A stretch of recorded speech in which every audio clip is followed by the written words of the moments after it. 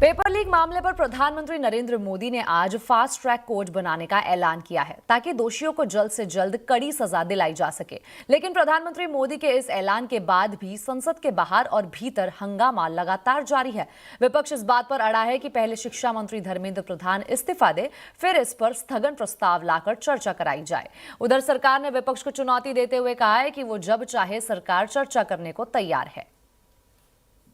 सरकार आगे आए, स्टेटमेंट दिए कि जो इस्तीफा हम पूछ रहे हैं और एजुकेशन मिनिस्टर इस्तीफा देना चाहिए और लाखों हजारों लोग आज रास्ते पे गिरे हुए, लाठीचार्ज हो गई है और बहुत से हॉस्पिटल्स में हैं और उनके माँ बाप परेशान हैं।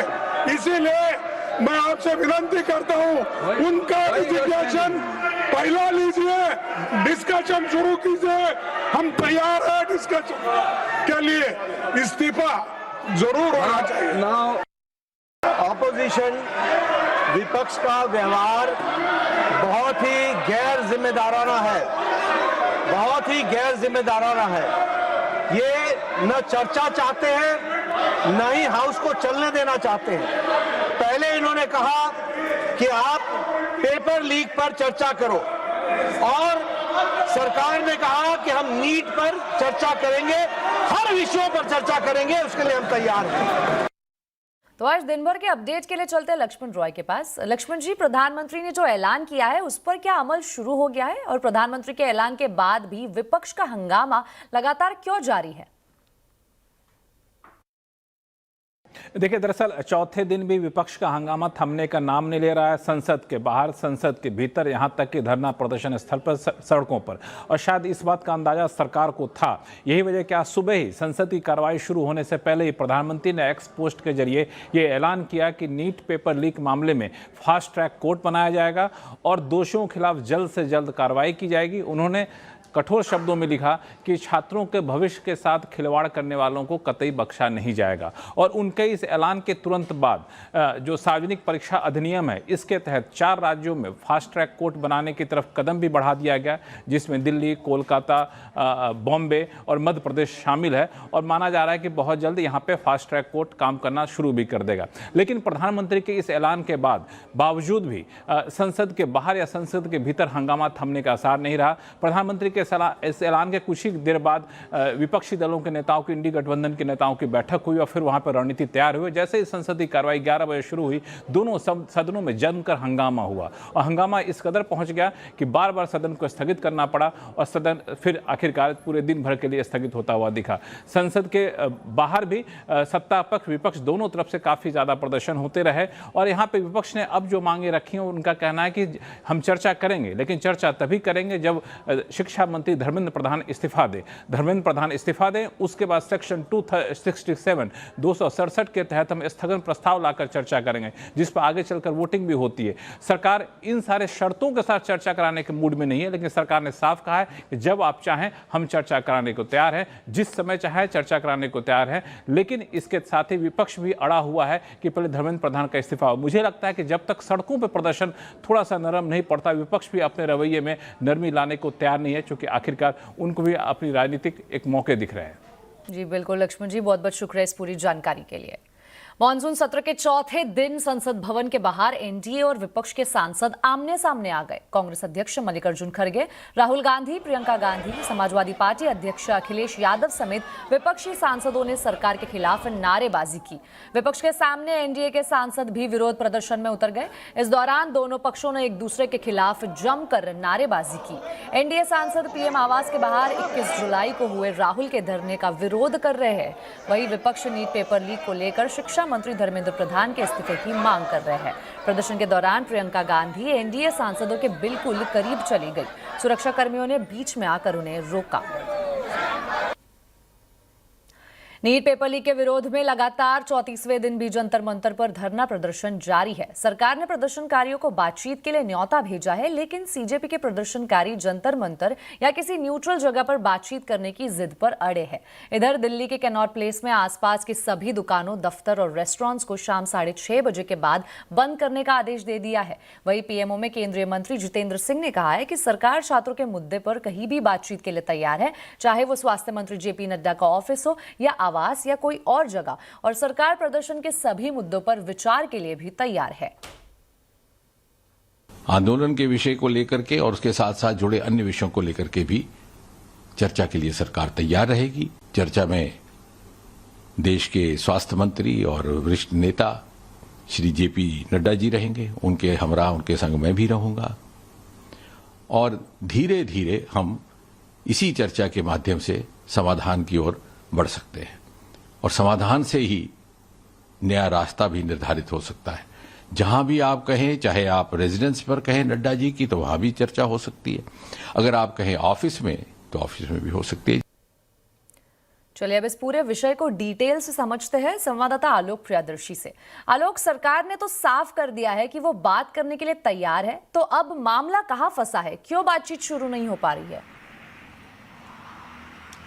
बिल्कुल, क्योंकि जो प्रदर्शनकारी हैं कॉकरोच जनता पार्टी के, उनकी मांग यही है कि बातचीत जो भी हो वो जंतर मंतर पर हो। सरकार के जो भी प्रतिनिधि हैं वो हमसे बातचीत करने के लिए जंतर मंतर पर आए। सरकार इसके लिए तैयार नहीं है। सरकार ने ये साफ कर दिया है कि हमने उनको 4 बार बातचीत करने के लिए न्योता भेजा।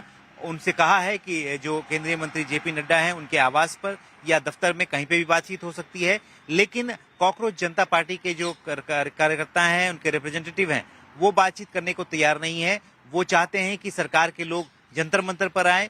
तो ये इसी बात को लेकर गतिरोध फिलहाल बरकरार दिख रहा है। 33वां दिन हो चुका है सीजेपी के प्रोटेस्ट का, और आपको पता होगा कि जिस तरह से दिल्ली में मेट्रो बंद है, पूरे दिन लगातार दूसरा दिन है, शाम को 7 बजे तक मेट्रो बंद रहेगा। और अभी ताजा जानकारी आई है कि एनडीएमसी ने कैनॉट प्लेस के आसपास जितने भी दुकान हैं, दफ्तर हैं, रेस्टोरेंट्स हैं, उनको शाम को 6:30 बजे के बाद बंद करने का आदेश दे दिया है। तो कुल मिलाकर स्थिति ऐसी है कि पूरा जो प्रोटेस्ट है उसका केंद्र जंतर मंतर बना हुआ है, और जंतर मंतर के आसपास काफी ज्यादा संख्या में लोग आ रहे हैं। लिहाजा सरकार एहतियात के तौर पर ये कई सारे कदम उठा रही है। सुरक्षा व्यवस्था काफी कड़ी कर दी गई है, और इस वजह से जो धरना प्रदर्शन है वो भी वहां पर काफी लंबे समय से चल रहा है। लिहाजा सरकार कोशिश कर रही है कि लोगों की भीड़ को कम से कम यहाँ पर जुटने दिया जाए। लिहाजा इस तरह के तमाम जो उपाय किए जा रहे हैं। जी बिल्कुल आलोक, बहुत बहुत शुक्रिया इस पूरी जानकारी के लिए। और आवाज अड्डा में भी हम आज इसी पर चर्चा कर रहे हैं। आखिर सरकार और प्रदर्शनकारियों के बीच बातचीत क्यों नहीं हो पा रही है? जारी है घमासान, सरकार का आया प्लान। जरूर जुड़िए शाम 7:57 पर। बढ़ते हैं अगली खबर की ओर। जल्द ही अदानी एयरपोर्ट और जीएमआर ग्रुप जैसी कंपनियों के लिए एयरलाइन शुरू करने का मौका मिल सकता है। सूत्रों के मुताबिक सरकार नई एयरलाइंस के लिए एंट्री नियम आसान करने की तैयारी कर रही है। इस पर ज्यादा डिटेल बता रहे हैं संवाददाता रोहन सिंह।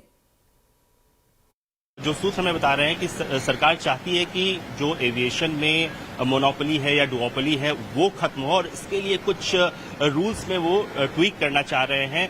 3-4 चीजों पे काम हो रहा है जिन पे जो रिलैक्स किए जा सकते हैं। उसमें जो सबसे इम्पोर्टेंट क्लॉज है, जो रिस्ट्रिक्टिव क्लॉज है, जिसकी वजह से एयरपोर्ट ऑपरेटर अभी एयरलाइन में नहीं आ सकते हैं, वो है क्रॉस ओनरशिप का। यानी कि अगर आप उनके कॉन्ट्रैक्ट में ये है कि अगर आप एयरपोर्ट में हैं तो आप एयरलाइन बिजनेस में 10% से ज्यादा हिस्सेदारी नहीं रख सकते। तो इस क्लॉज को हटाने की जो है वो तैयारी हो रही है। इसके लिए स्टेक होल्डर कंसल्टेशन कंप्लीट हो चुका है। अगले 20 से 30 दिन के अंदर जो है इसको लेकर कोई फैसला किया जा सकता है। और इस वक्त अगर आप देखें देश में सिर्फ 2 बड़े प्लेयर हैं प्राइवेट एयरपोर्ट में। अगर आप देखें जीएमआर ग्रुप जिनके पास दिल्ली, हैदराबाद, गोवा जैसे एयरपोर्ट है, और अदानी ग्रुप जो 8 के करीब एयरपोर्ट ऑपरेट करते हैं देश भर में। तो अगर कल को ये प्लान करते हैं एयरलाइन बिजनेस में उतरने का, तो उनके लिए कोई रेगुलेटरी हर्डल नहीं होगा अगर ये जो है इसको मंजूरी मिल जाती है। दूसरी एक चीज बहुत इंपॉर्टेंट है, वो है 0-20 रूल को भी हटाया जा रहा है। अभी अगर आप इंटरनेशनल ऑपरेशन शुरू करना चाहते हैं चाहे एग्जिस्टिंग हो चाहे नया हो, आपके पास 20 एयरक्राफ्ट होने चाहिए। अब नए प्लेयर के लिए 20 एयरक्राफ्ट रहना इतना ईजी नहीं है,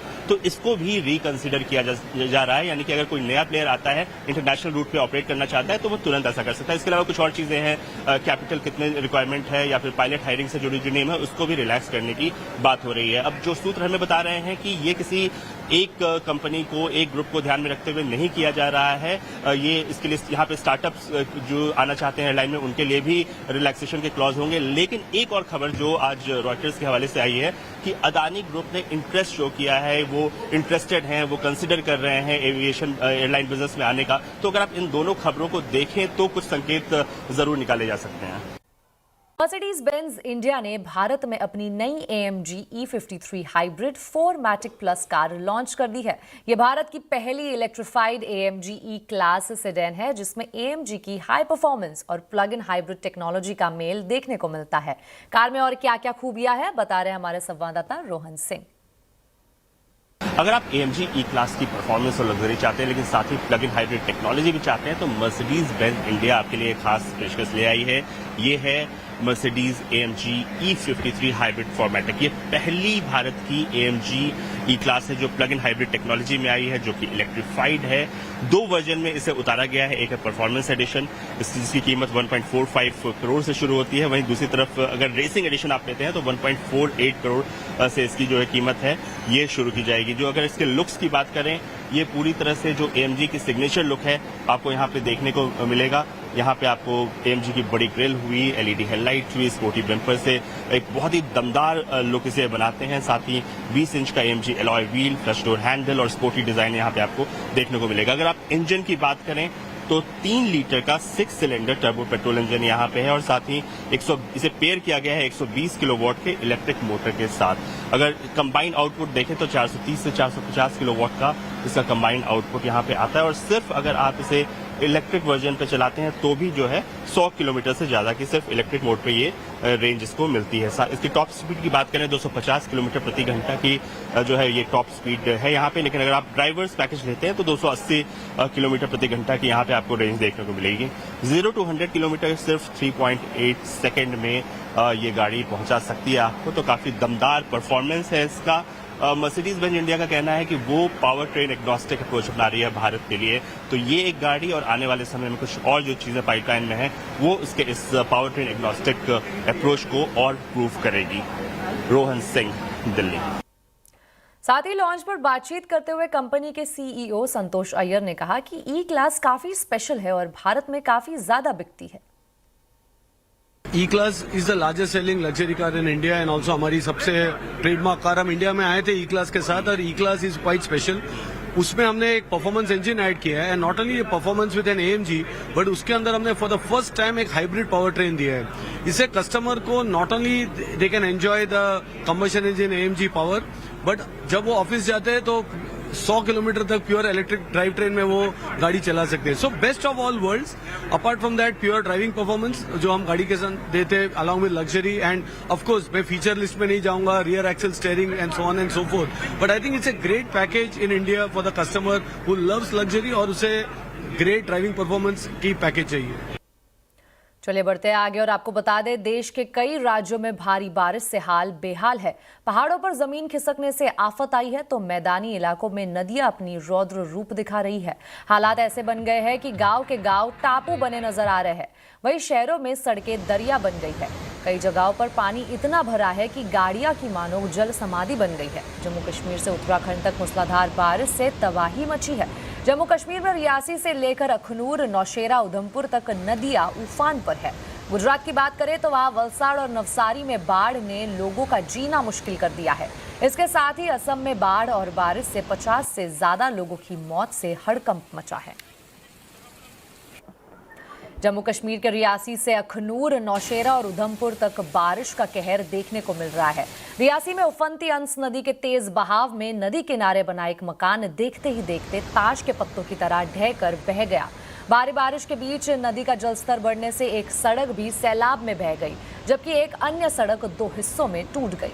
इसके चलते 14 गांवों का आपसी संपर्क टूट गया है। वहीं अखनूर में चिनाब नदी का जलस्तर बढ़ने से घाट और मंदिर पानी में डूब गए। खतरे को देखते हुए प्रशासन ने सायरन बजाकर लोगों को अलर्ट किया। उधर रियासी में सलाल डैम के ओवरफ्लो होने के बाद सभी गेट खोल दिए गए और पानी छोड़ा गया। इससे चिनाब नदी का जलस्तर खतरे के निशान तक पहुंच गया है और निचले इलाकों में बाढ़ का खतरा बढ़ गया है। असम की बात करें तो असम में भारी बारिश के बाद बाढ़ से लोग बेहाल है। वहां पिछले 3 दिनों में बाढ़ से 30 से ज्यादा लोगों की मौत हो गई है, जबकि 100 से ज्यादा लोग लापता बताए जा रहे हैं। हालात इतने गंभीर है कि सेना, एनडीआरएफ और एसडीआरएफ को मोर्चा संभालना पड़ा। कई इलाकों में मकान पानी में डूब गए, लोगों को अपने घर छोड़ने पड़े और कई लोग छतों और पेड़ों पर शरण लेने को मजबूर हो गए। भारी बारिश के बाद आई बाढ़ ने असम के कई जिलों के हालात बद से बदतर कर दिए। असम के जोहराट के आसपास के जिले भी बाढ़ से बेहाल है। वहां भी जहां नजर जाए वहां सिर्फ पानी ही पानी नजर आ रहा है। सड़कों को तो जैसे मानो नामो निशान ही मिट गया हो। जोहराट के तरह शिवसागर जिले में भी बाढ़ का पानी लोगों के मकानों तक पहुंच गया है। लोगों के मकान डूब गए हैं, मकान के सामने खड़ी गाड़ियां डूब गई है। एक जगह पर कुछ लोग कमर तक भरे पानी से गुजरते दिखे। असम में बाढ़ के बीच लोगों को सुरक्षित निकालने के लिए बड़े पैमाने पर रेस्क्यू ऑपरेशन चलाया जा रहा है। वहीं गुजरात में भी बारिश से आफत हो गई है। अहमदाबाद के मानिकबाग में भारी बारिश से जल भराव हो गया है। हमारे संवाददाता केतन जोशी ने स्थिति का जायजा लिया। देखिए, इस वक्त मैं अहमदाबाद के माणिक चौक इलाके में मौजूद हूं। आप देखिए कि हालत कैसी है। ये कार है वो यहाँ पर फंस चुकी है। इसको ऐसे ही छोड़कर चले गए हैं इसके ओनर और इनके पहिए है वो डूब गए हैं। सिर्फ इतना ही नहीं, लेकिन किलोमीटर तक आप देखिए कि कई सारी बसें फंसी हुई है। बड़ी बड़ी बसों को निकलना भी काफी मुश्किल है। यहाँ पर सिर्फ माणिकबाग में नहीं, लेकिन पूरे अहमदाबाद में इस तरह की स्थिति बनी हुई है, चाहे एरिया कोई भी हो। तो आप सोचिए कि बहुत ही डेवलप एरिया है, वहां पर ये हाल है। तो सोचिए कि जहां पर अभी ज्यादा कोई काम नहीं हुआ, ऐसे एरिया की क्या हालत हुई होगी। अभी तक जो 3-4 इंच बारिश हुई है, इससे पूरा जनजीवन प्रभावित हो गया है। हजारों 2 व्हीलर है वो बंद पड़े हैं। इस तरह से जो गाड़ी यहाँ रखी है, ऐसे ही गाड़ी छोड़कर लोग चले गए हैं और ये जल भराव यहाँ घंटों तक है और आगे भी बारिश का अनुमान है। तो आने वाले 3 दिन ऐसे ही बारिश पूरे गुजरात में रहने का अनुमान है। गुजरात सरकार ने केंद्र से मदद भी मांगी है और आने वाले समय में अहमदाबाद, दक्षिण गुजरात या तो सौराष्ट्र में एनडीआरएफ की टीम को भी बुलाना पड़े तो उनकी भी तैयारी राज्य सरकार ने कर ली है। फिलहाल बच्चों को स्कूल से छुट्टियां भी दे दी गई है और सरकार ने लोगों से अपील की है कि अगर जरूरत न है तो आप अगले 2-3 दिन तक घर से बाहर ना निकले। हम उम्मीद करते हैं कि ये जल भराव जल्द ही खत्म हो जाए और स्थिति है वो सामान्य हो जाए। इसी के साथ आवाज समाचार में अभी के लिए इतना ही। आप देखते रहे CNBC आवाज और अपडेटेड रहे खबरों पर हमारे सोशल मीडिया हैंडल्स के जरिए। नमस्कार।